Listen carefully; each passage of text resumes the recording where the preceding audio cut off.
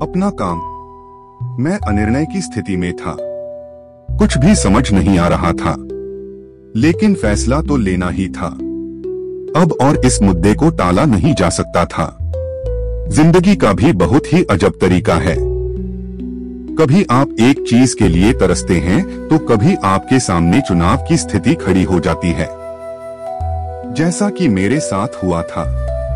दरअसल किस्सा यूं है कि स्नातक हो जाने के बाद मैंने विभिन्न प्रतियोगी परीक्षाओं के इम्तिहान देने शुरू कर दिए थे, पर 3 साल दिन रात एक कर देने पर भी कुछ हासिल नहीं हुआ। इस बात से मैं परेशान हो गया था। लोग पूछते कि क्या कर रहे हो, तो मेरा जवाब होता प्रतियोगी परीक्षाओं की तैयारी कर रहा हूँ।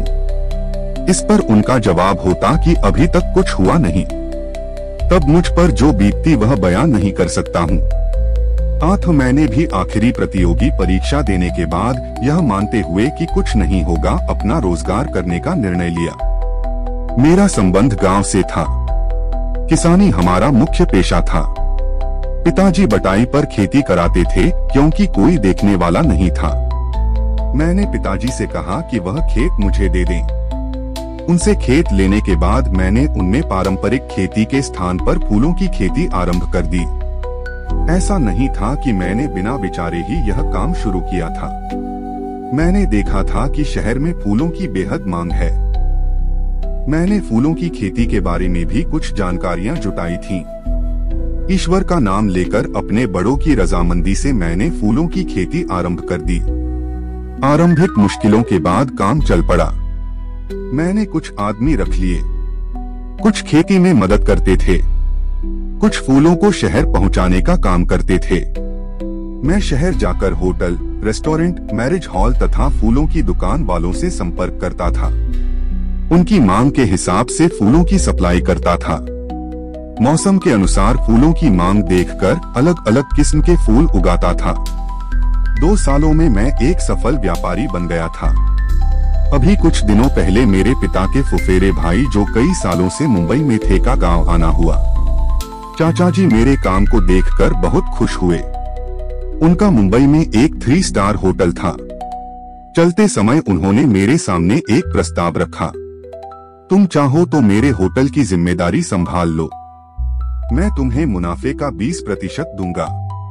तुम मेरे होटल के बारे में पता कर सकते हो। मैं तुम्हें यकीन दिलाता हूँ कि यहाँ जो कमाते हो उससे बहुत अधिक मिलेगा। मैंने इंटरनेट पर उनके होटल के बारे में पढ़ा।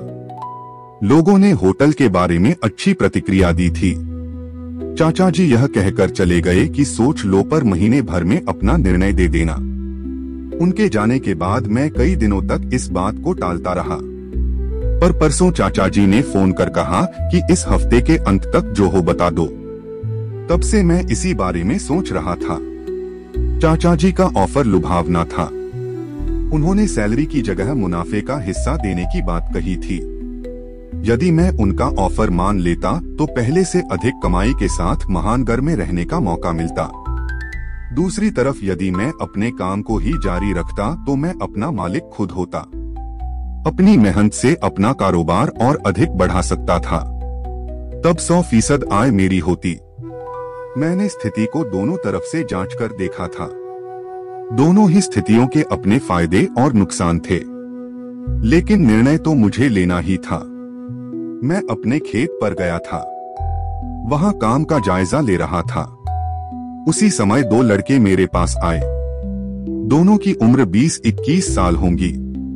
उन्होंने मुझे नमस्ते कर कहा, भैया आप हमारी प्रेरणा हैं। मैंने आश्चर्य से पूछा, क्यों?